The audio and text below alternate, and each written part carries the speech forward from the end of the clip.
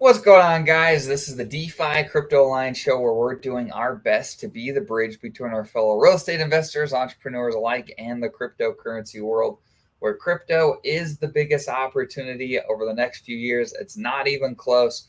So, welcome along on the journey. We're pumped to have you here. Corey, take it away. Absolutely. Corey Geary here, and I'm just so blessed to be alive, to have a beautiful family, to be able to create value to the world and be on this journey with you guys where we're going to use crypto as that wealth creation tool and then bring it back full circle and use some real world assets like real estate to preserve that wealth and continue the loop throughout our journey of building legacy wealth for us, our families, our friends. And man, we're just having so much fun leading into Christmas. I love that we've been bullish in the Pulse Chain ecosystem, that we've had ourselves a nice little pump this week. We kind of plateaued out a little bit right now, which was to be expected. And it's just so much fun. I'm excited for the holidays. I am out here in Arizona right now. I'm going to go down to Tucson, hang out with my family, my dad, my brother, my sisters, and my niece, and do the holiday thing. Gonna, hand some crypto out maybe for the holidays, maybe crypto related stuff. Who knows? It's gonna be fun. I remember that I think it was 2 holidays ago. No, it was 1 holiday ago. So 1 holiday ago, I sent my brother an HSI hex stake for Christmas, and that was what got his hey man, how do I continue down this? What is this? Really? That's cool. Yeah, that was kind of what sparked it all up. We have been talking before that, and he had been getting his ears wet a little bit. But that when I sent that HSI stake to him, that was really solidified and put the nail in the coffin for and now he's a crypto freak. So yeah, holidays is a good time for this, and it's just gonna be a blessing to be here with this, be here enjoying this with you guys right now. So we got Norbert in the green room, I see. So guys, yeah, hop on stream with us. Let's let Norbert in. I'm gonna put the link in the chat. Dane already did. So guys, there's a StreamYard. Come on stream with us. Let's talk about everything that's money related. We can talk about the holidays. We're open to everything. So this is one of our favorite streams because we get to engage with you guys, the community, who's what makes us and our show. This is the show. It's about you guys. So yeah, what's going on, Norbert? How we doing, bro? You're on mute.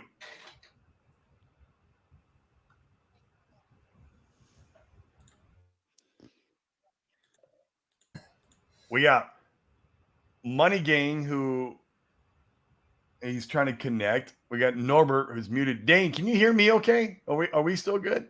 Yeah, I can hear you. Can you hear me? Okay, yeah, I was just making sure it wasn't on my end, because Bad internet seems to follow you like a storm cloud. Dude, literally, the rain followed me too. It's been raining here in Arizona all day today. They cold rain, which we don't have in Puerto Rico, but it's been raining regardless. I'm like, holy crap, the rain followed me to Arizona. Well, I've got a topic I want to start off today with. Man, so I watched crypto is such an interesting rabbit hole where I feel like you come for the gains, and man, you learn a ton along the way for just paying attention. And one of the things that I watched this morning, Sami was talking about. I think it was one of his more recent videos. He was talking about how, and he's been talking about this for a while, how essentially, there we go. Can you hear us, Norbert? Yeah, thank you. Sorry. Technical issues. Yeah, what's up, guys? There we go. Hey, Stefan. Gotcha.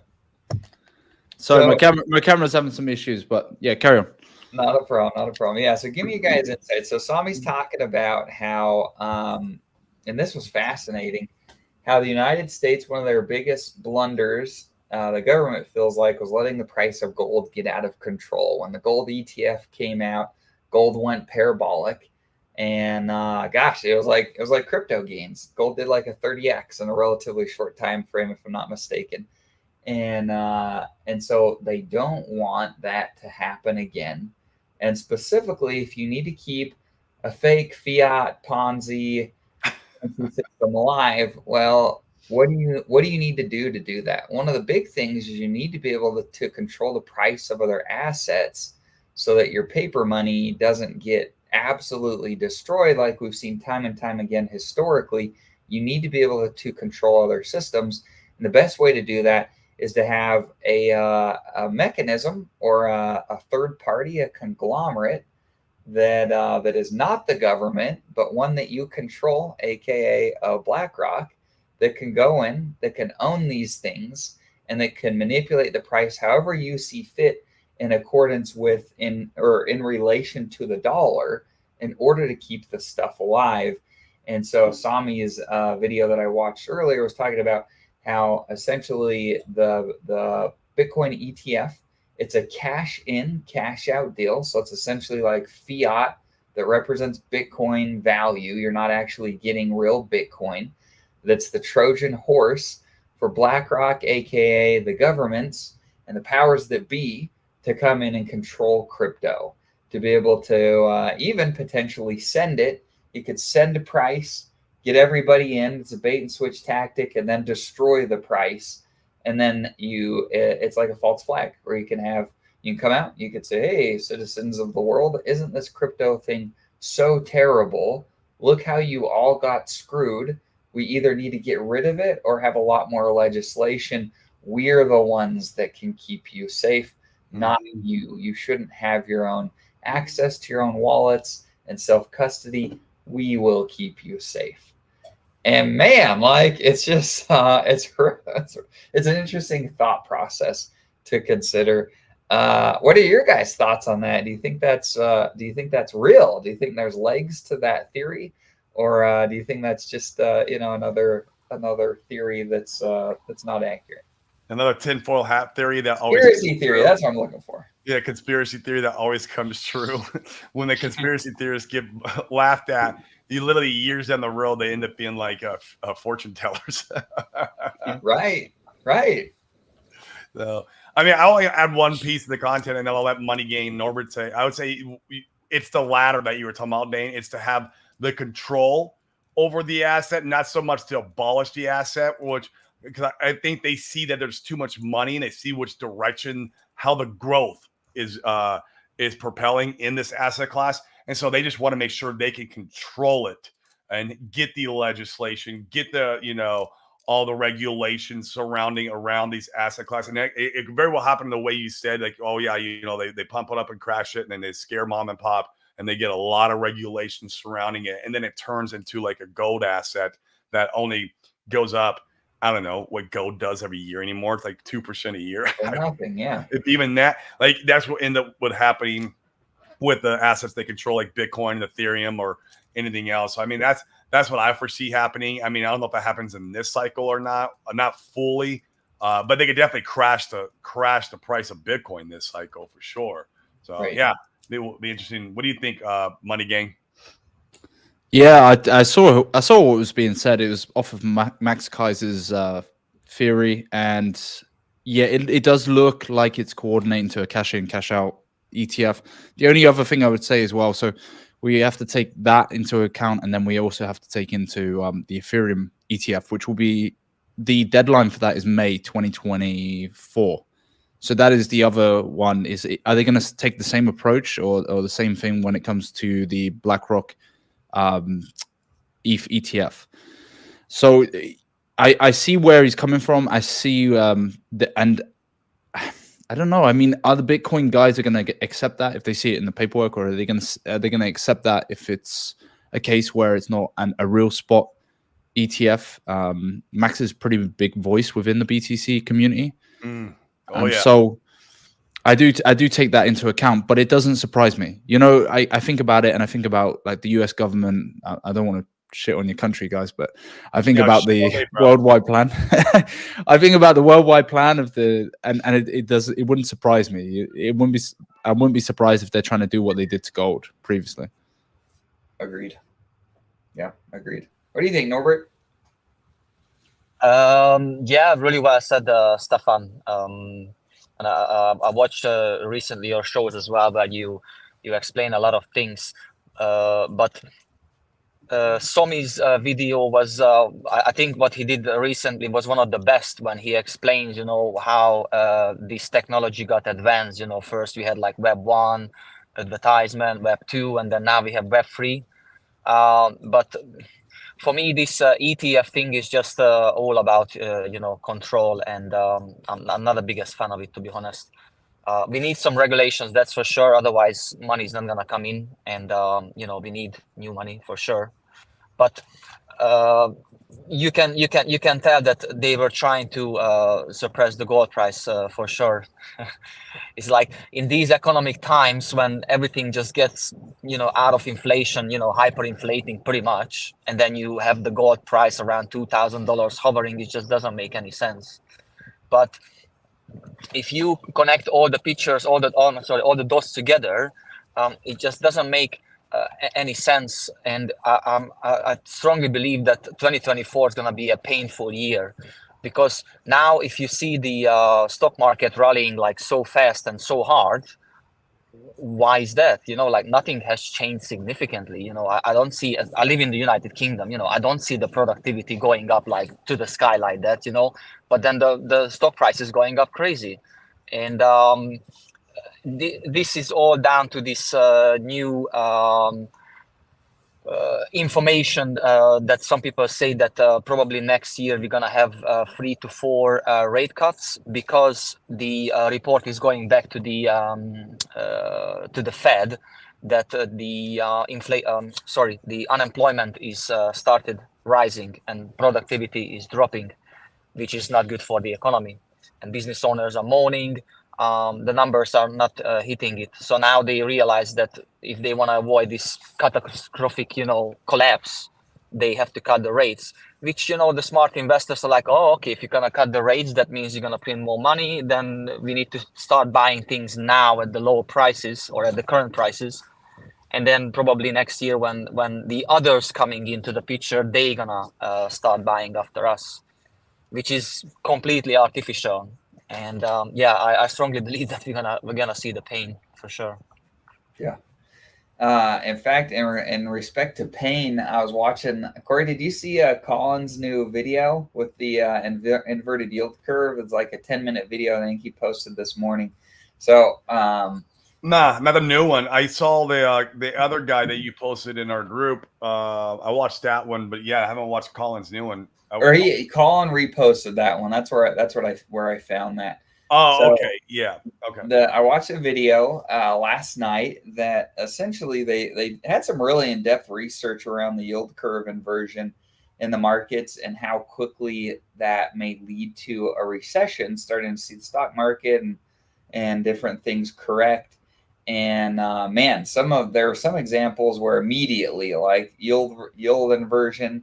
And immediately there was a crash, and then you saw others that took somewhere more than a year, but on average it was do you remember, Corey? I think it was 5 months, right?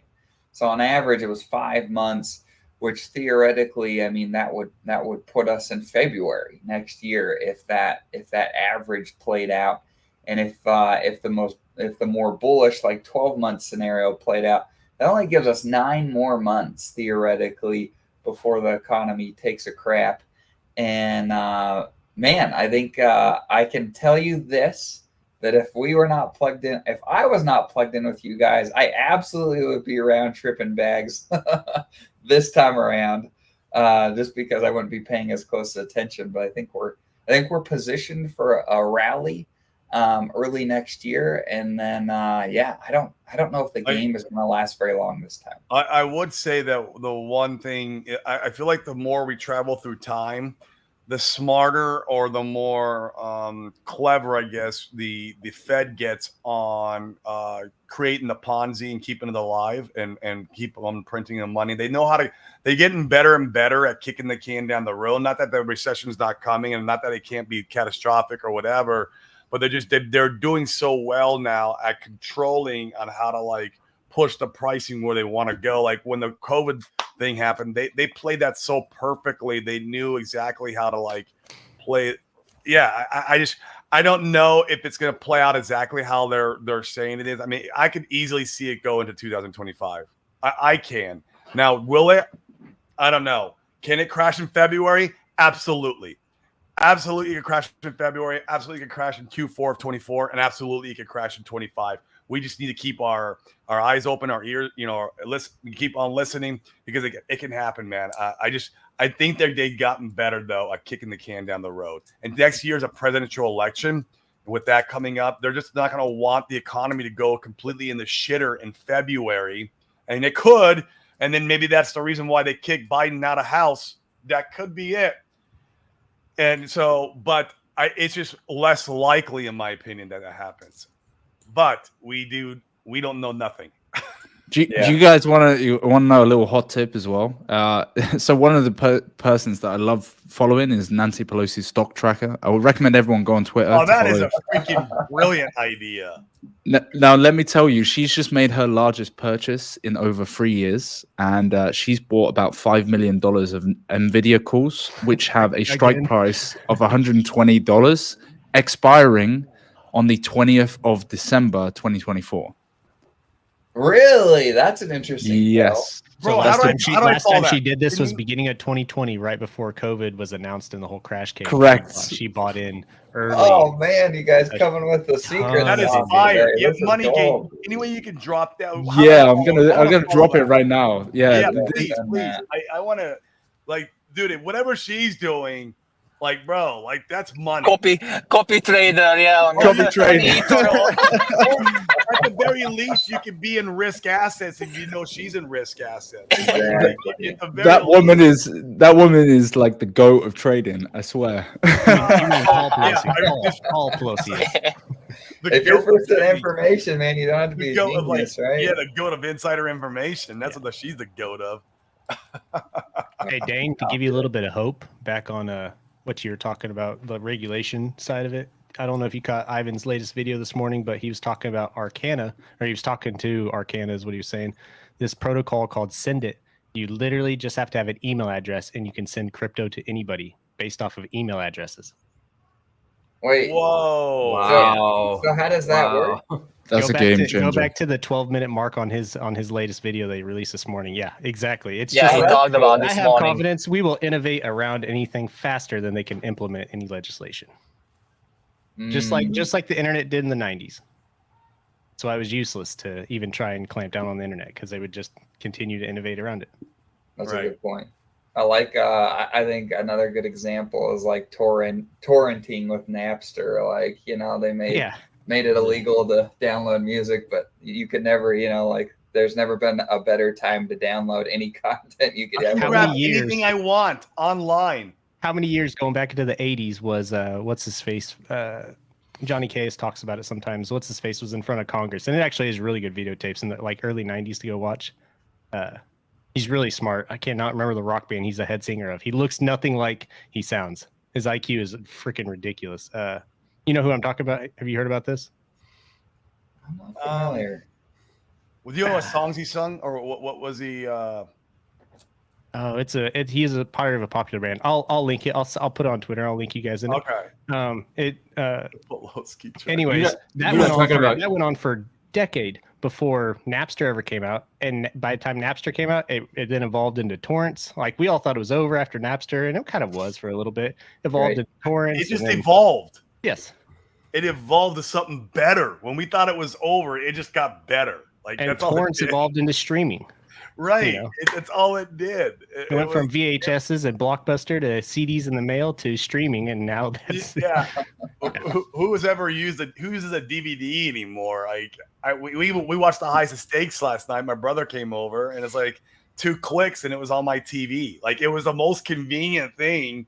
You know, back in the old days, man, I'd have had that even with Netflix, I would have had that pre-ordered The Highest of Stakes from Netflix to be sent in the mail if Netflix was carrying it.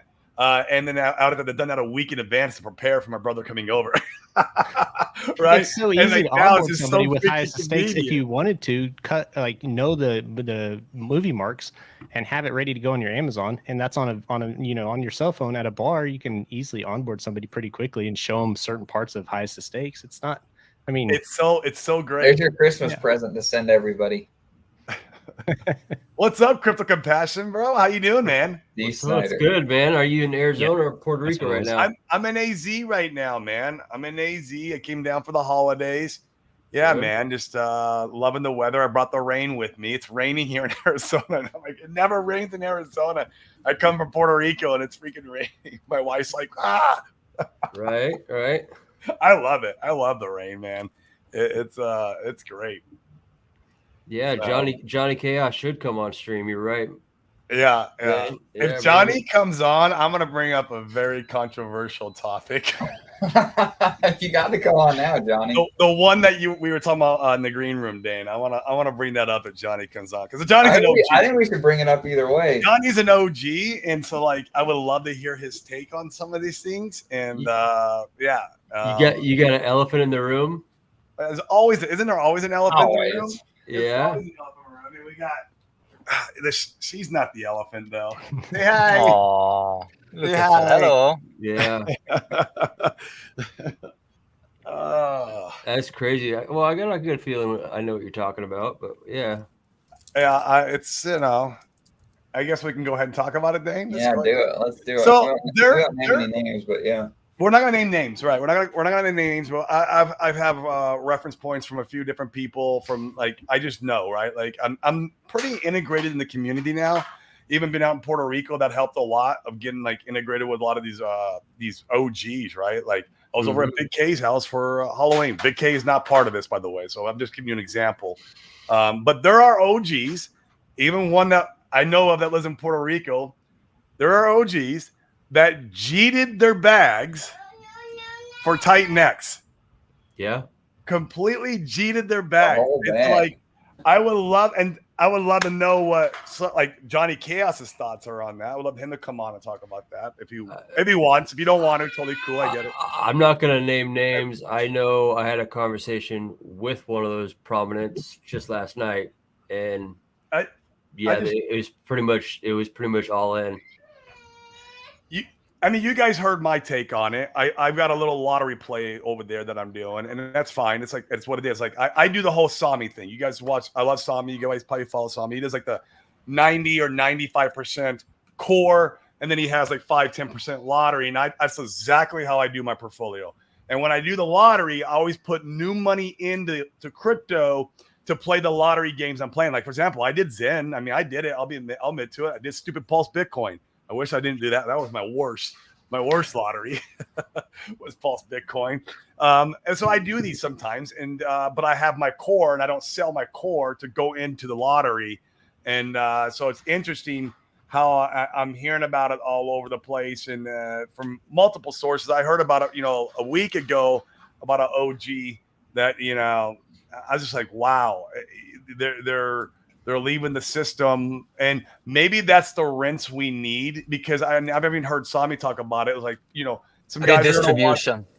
it's a new shiny thing. They're going to watch green candles. They're going to go chase that green candle, and they'll chase the new shiny thing. And then they leave behind, and that's when that thing can actually perform and start doing what it wants to do, because you just got rid of that weight. I don't know. It's a very interesting thought process, but some of these guys, you're like, man, I thought you were clever in that. I don't know.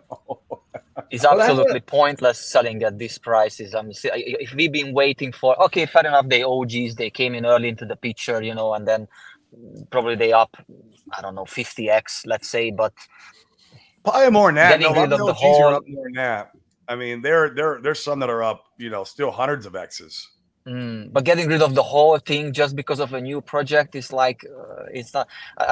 There was a mention before in one of the videos. Someone said that just because you're aware doesn't mean that you are smart. That is very true. That is very true. What it does for me now is like, on that note there, Norbert, is like, I think a lot of these OGs, they're just lottery winners. They weren't necessarily just clever or smart. They were lucky to be in the right place at the right time, and now they're chasing the shiny new thing. And they weren't smart investors. They were just lottery winners, and that could be it. I don't know. What's your thoughts, Money Game? Oh, good question, man. I know who you might be referring to. I'm not going to share names and stuff like that. I know who's in, who's out. I mean, I'll put a disclaimer out there. I have some bags in Titan X. Now, I do too. Yeah, I do too. Yeah, that's my lottery, though. It's my lottery bag. One of my lottery bags. But a lot of people are moving. Yeah, I got a couple gaming tokens, right? I got Zen Mints. I got that Stargate. I own a little bit of Stargate over on Ethereum. Like there's things I have. I don't talk about them all the time because it's not something I really believe in because they're just my lottery wins, right? I mean, ironically, I even have some ordinals as well. So yeah, see, I mean, there's love nothing wrong with it. There's nothing. I got some Phantom. Yeah, I got loads of I got some Polkadot as well. So I get it. Maybe because the way that I see it is obviously a lot of people are going to be moving stuff. I'm going to be interested to see where that money comes back, because if these guys make significant profits, like at some point it will probably come back to Pulse Chain. I don't think so. I think you're wrong. You don't think so? Nope. That'd be interesting. They say that. They say that to you now, so to give them credit or give them accolades for doing this. Like, but once they get over there and they're making profit, they're going to become maxis in that thing. Maybe not maxis, but they're going to be bought in to that ecosystem and keep participating in that ecosystem. And anything that ecosystem produces in the future, they will start to follow and roll the money into completely what's being done into the future. They're not going to bring it back because it's just like X propelled them into Pulse Chain and everything else that was built on Pulse Chain. But I think once they leave the ecosystem and they start making money over there, that money is just going to snowball into whatever else is being shielded in front of their face from that ecosystem. They say that just to give you comfort. I mean, this is not a conversation. This is not a conversation that I've had with OGs or anything like that. It's more the fact that it is my assumption based off of the fact that I think when Pulse starts to rip late, which I think it will do, if you take like what happened with Hex, then there will be FOMO, like in anything. That could be true. What we got. So there might be a portion of that bag or a significant portion. Have I made the wrong mistake? Yeah, that's one of the theses that I have in my head. But yeah, it's funny how it goes, right? Like it's ebbs and flows, really. You get people coming in, coming out, and if they've wanted to go completely out and be, I don't understand this maybe maxi mentality or this this craziness of like, I don't know, switching one team to another team to another team. You know, that's wild to me. A bit over it. Yeah, there's nothing wrong with a little diversification. I get that, like I do.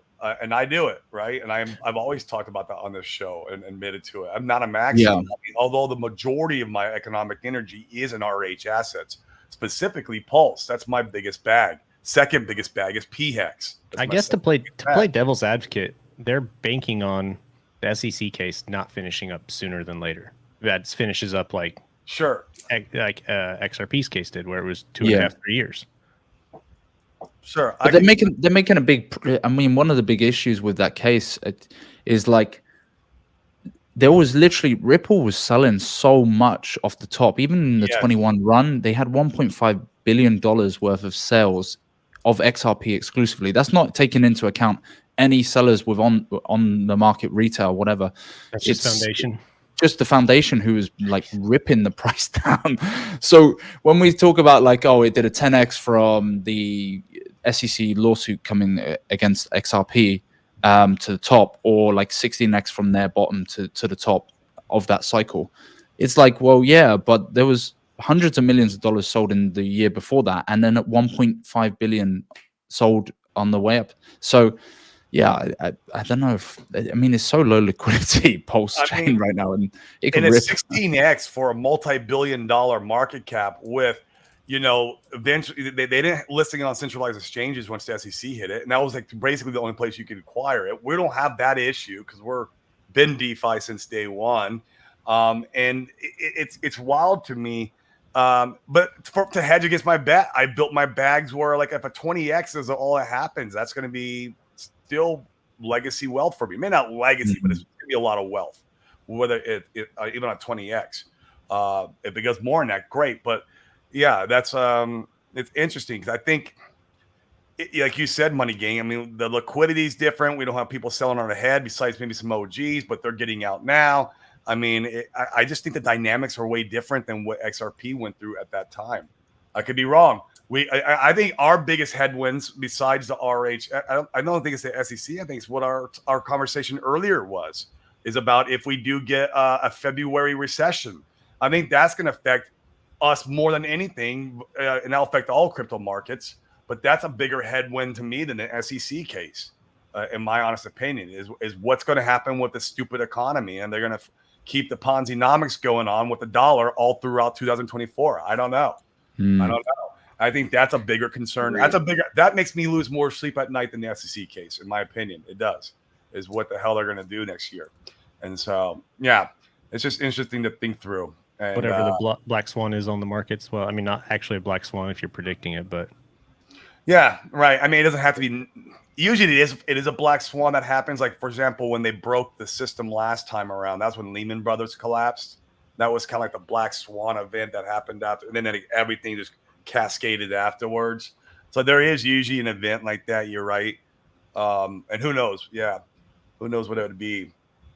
It's kind of interesting how the markets reacted to the ledger hack as well recently. You know, we can tell that we're in a bull market when there's barely any change to the price with the ledger hack. That something like that would be a massive issue, you know. And even what happened with BSC, Binance, you know, I think the market changed to negative for a day, but barely even. Right. It was like either A, it was priced in somehow.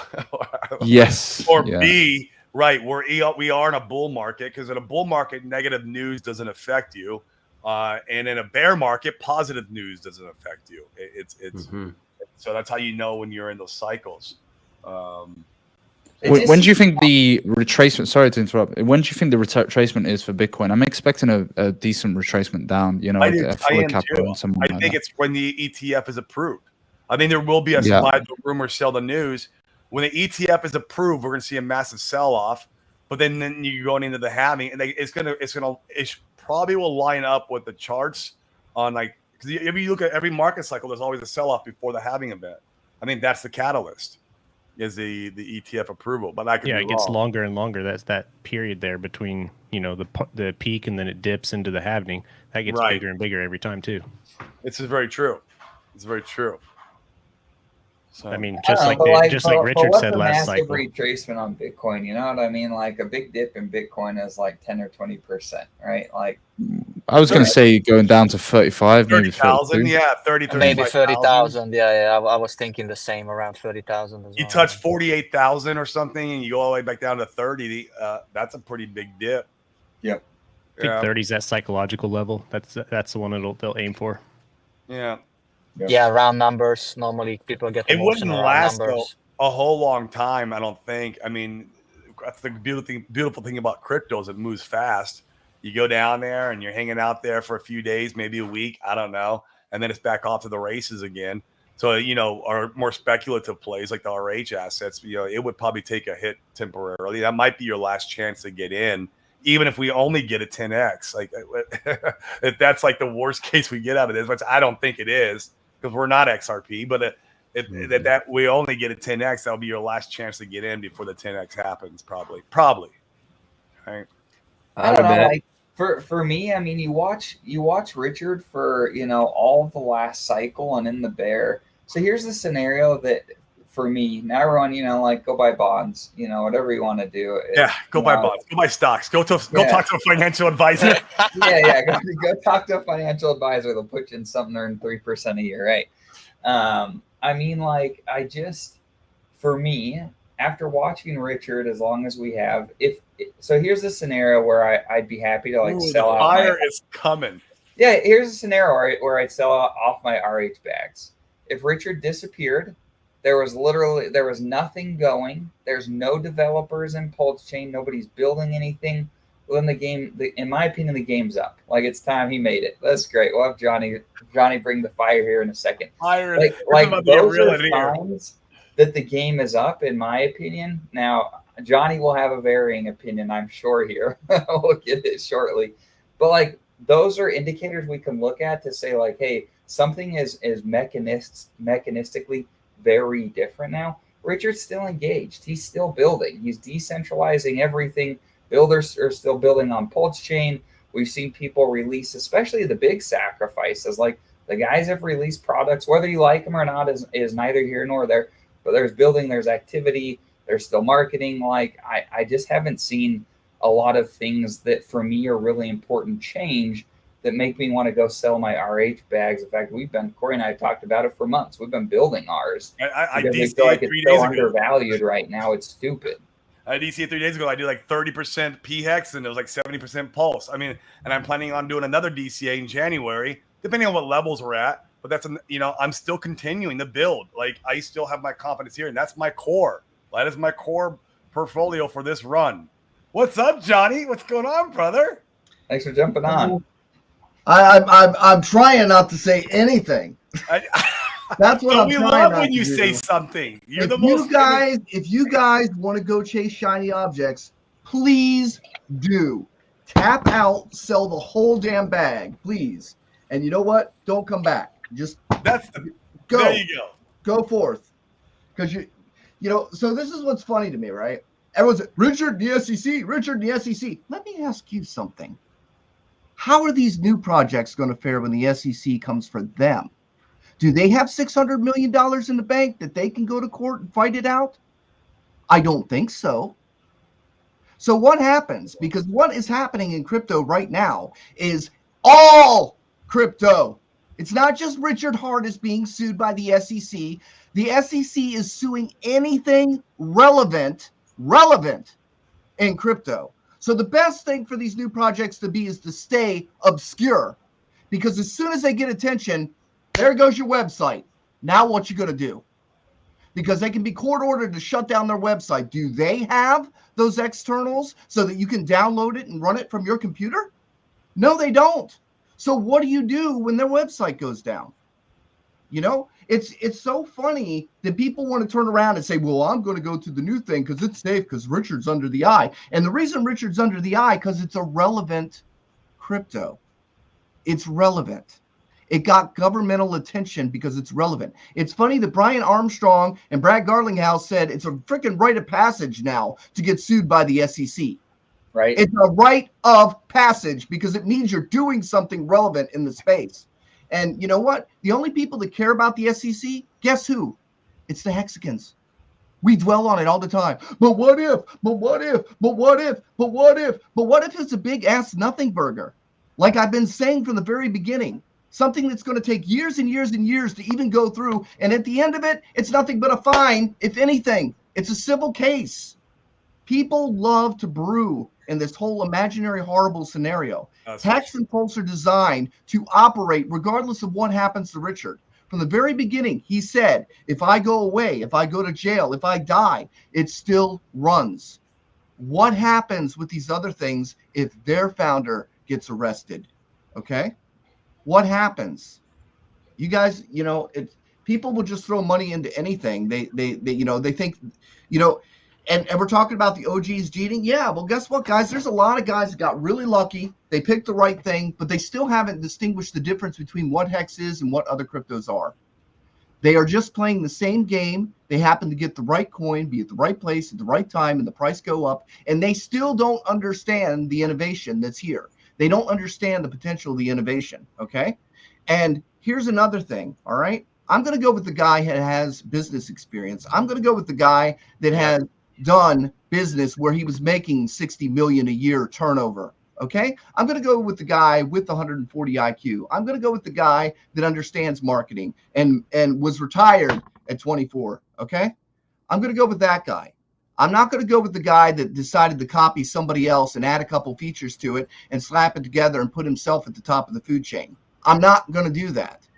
I'm so over that kind of bullshit. And, I went through and blocked a lot of people. When Zen came out, everybody got blocked because I didn't want to hear it. Well, how well did that work out for y'all? It didn't. Okay. But then it's the next thing. Oh, it's the next thing. It's been the next thing 20 goddamn times. All right. It's been the next thing 20 goddamn times. The first thing that came into the community was Hexy, and it split the community in half. We had civil war in Hex when Hexy came in. Guess what happened? The guy's rugged. It was over. We had Axion, Hex Business, Hex Money, Hex 2X, Tweaking Air. Okay, we have some people in the community that are still doing Coin of the Month Club, for God's sakes. But wait, there's more. So it's just kind of ridiculous that, and I'm not interested in playing these games. I did not sign up for Coin of the Month Club. Okay, I signed up for something that is going to change the path of crypto. And if Hex doesn't work, nothing's gonna, and I'm not interested. So as far as Johnny's concerned, because I see a lot of people, the new narrative is, oh, those OGs don't want to talk about it because they don't want to upset Richard. I don't give a shit what Richard thinks. I've had 6 minutes of conversation with the guy. Okay? He's not my daddy. All right? I don't give a shit. What I do give a shit about is the guy's onto something and he's got the money to back it. And he's got the drive to back it. And you say, okay, well, you don't see him. And it's like, oh, well, Richard's on the run. Richard's on the run. I love that one. That's a real good one. Okay. Show me one person that will go to court voluntarily if they are not legally obligated to. Because he's not legally obligated to. I guarantee that person that says Richard's on the run is probably a criminal. They are scared to death of the cops. They're like, oh, he's on the run. Because I'd be on the run. It's called projection. Okay? It's called projection. It's guilt. It's feeling that they've done something wrong and they'd be scared if they were in Richard's position. Richard has absolutely nothing to be scared of. He formulated this from the very beginning with a team of attorneys. The reason Hex took 2 years to launch is because it all had to be cleared with the legal team before it was even launched. He did everything within his efforts to make sure that it was in line with all the current security laws. Okay? And no, he is under no obligation until he is served to even make an appearance in court. And since they are out with witch hunt and burning everything down in crypto, do you really want to go, oh, hey, guys, I heard you were looking for me. Where do I show up? Where do you want me to go? Is that what you do? Nobody in their right mind. This is all bullshit. It's all bullshit with this Richard on the run bullshit. Okay. Are you going to court for a traffic ticket if you don't have a summons? If it could, you just walk away, man. If you didn't get summoned for it, most people would, right? So, I mean, what's the deal? Okay. Oh, we want you to show up here so you can pay us $12 million. Well, I don't have an invitation. And I really don't feel like paying the $12 million. So you know what? When you guys come back with your warrant, then, I'll deal with you. Okay. And that's what it comes down to, right? Nobody's going to show up and say, here's your payoff.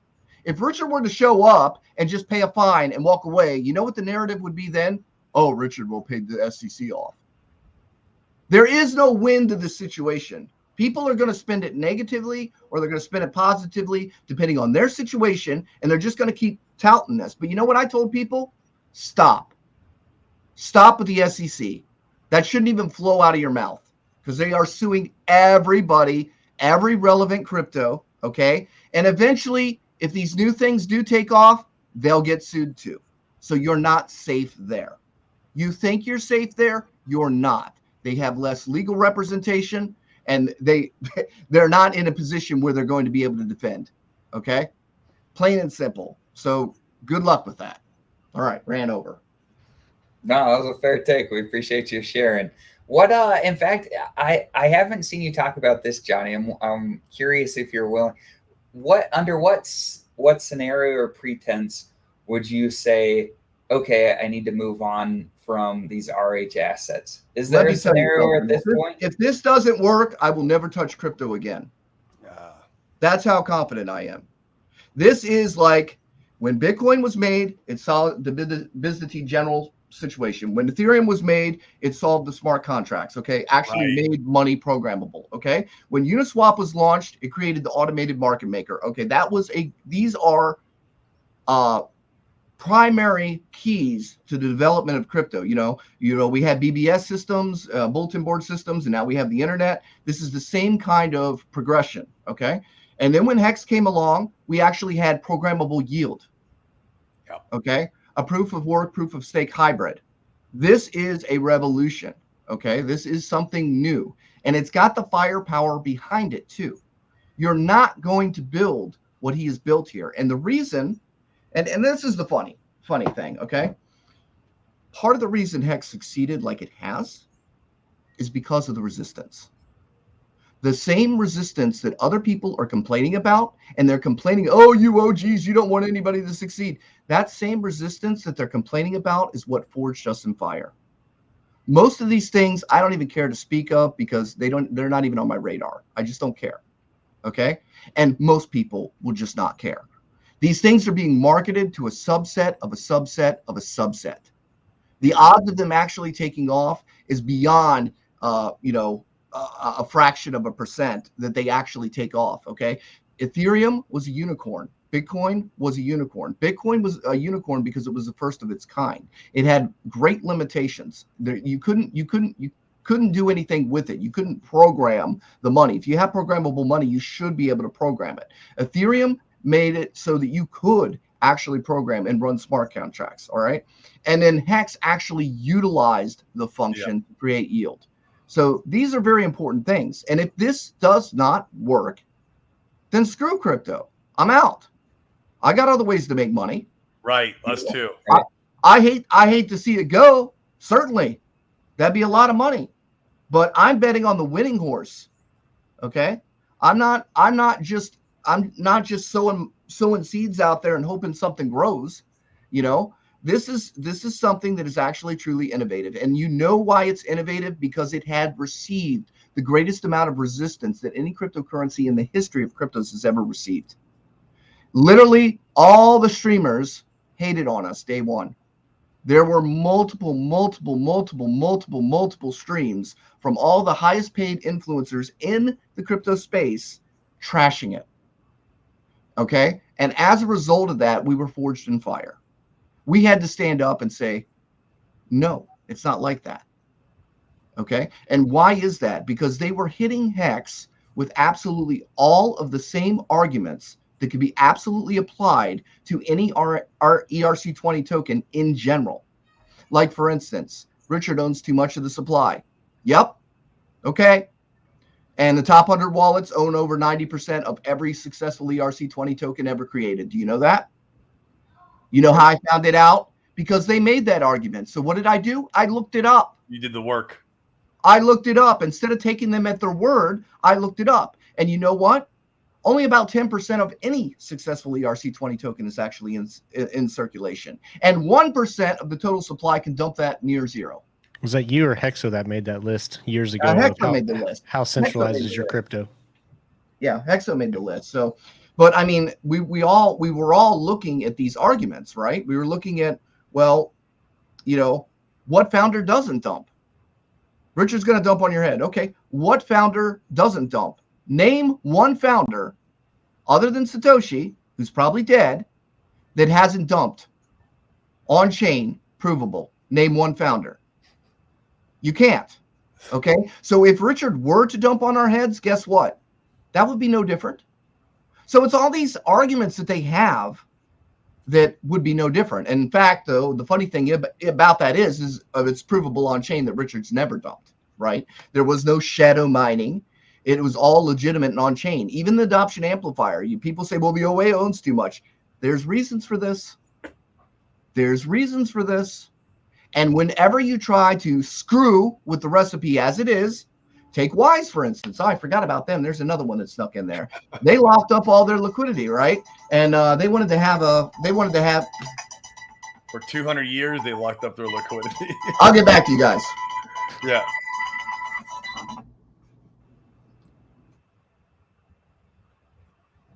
No, it's an interesting perspective, and I like who said that it was a refreshing rant. Oh, there we go. My mic's back. I think it's interesting to hear Johnny's perspective, and like I was saying earlier, man, like you go back and you watch, at least for me, you go back and you watch some of the early Richard Hart content, like just nobody liked the guy. And the end of the day, why do a lot of people buy Tesla? Well, they buy it because of Elon. Why do people buy, some of these other assets? Well, it's because you have a leader that people can rally around, and that people, At least for us, you that's know, how it's controversial. Yeah. And the controversy is good because it feeds the fire, you know, and you either stick or you don't. And that's what Johnny's talking about, the refining fire, right? And Dane, it's the same thing. Like when I invest in like in a real estate syndication, I know you heard you guys been talking about this before. I'll interview the guy on a Zoom, and what I'm investing in is not so much like, obviously I want to know the numbers and I want to know the money I'm going to make. That's fun, right? Like I love that, but that's not what I invest in. Like when I'm stroking a check for like $250,000 to this guy on the other side of the screen, is because I'm investing in that guy because he has confidence. He knows what the hell he's talking about. He's maybe a little bit arrogant. He might be wearing a Rolex, and like it's showing me, okay, that instills confidence in me, and it makes me want to go in with this project with this this individual. I see he has a track record. He's done multiple syndications before and raised a lot of money, and I'm like, okay, and that's why I invest. And that was the exact same thing I saw in Richard Hart. That was the exact same thing I saw. He has the entrepreneurial mindset. He has that arrogance. The arrogance turns me on. I'm sorry, guys. That's what that part.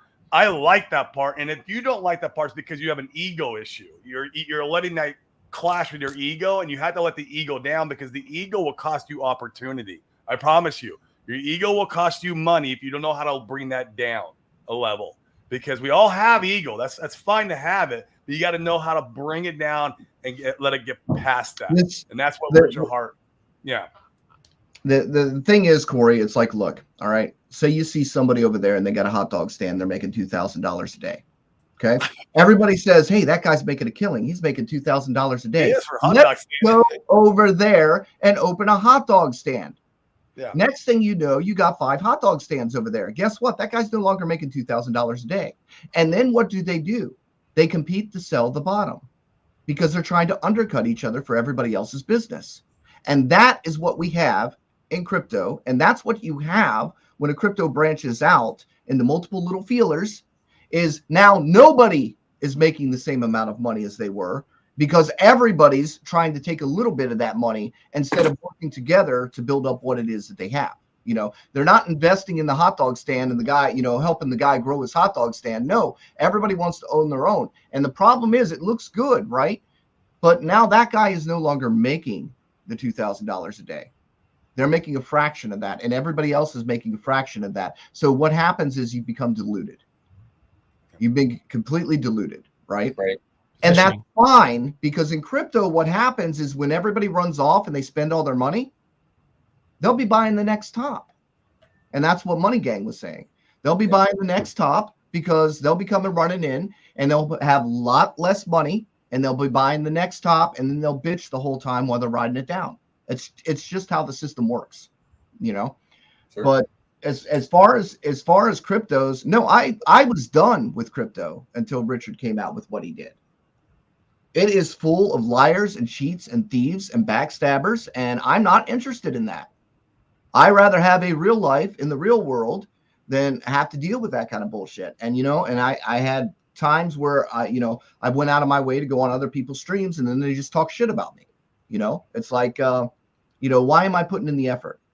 You know, eventually people are going to figure it out, and it's just going to take time for it to happen, right? But what's surprising to me is that this has happened over and over and over and over and over and over again. I don't know when people come in or if they miss the news or it's recency bias, but that's great. Have all this excitement on the new thing. I'm staying right where I am. I'm good here. You know, I don't need to play Coin of the Month Club. I'm not interested in all that. And look, I get it. Some people are sponsored by different cryptocurrencies and stuff. That's the old business model. Okay, that's how it has worked. I can't condemn people for promoting things because they're paid to promote them, because that is the business model. Sponsorships work in commercials and everything else. You know, movies would take donorships. There's a funny one with Wayne's World where it's like, now for a word from our sponsors, right?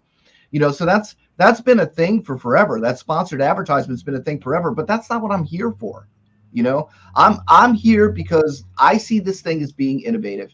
I see it the next step, the next generation of crypto. And if it's not, and I'm wrong, then I'm wrong. I take the loss and I say, screw it. And I will never stick my head in crypto ever again. Sure. Because I it's all think it's a fair that take. one. Do you have like a? I think it's an interesting question. Do you have a profit taking strategy for your holdings, or are you like a full 15 years?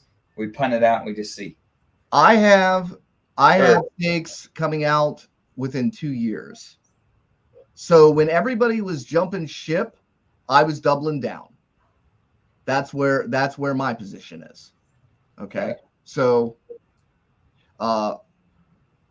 yeah, I mean, have I taken some profit? Sure.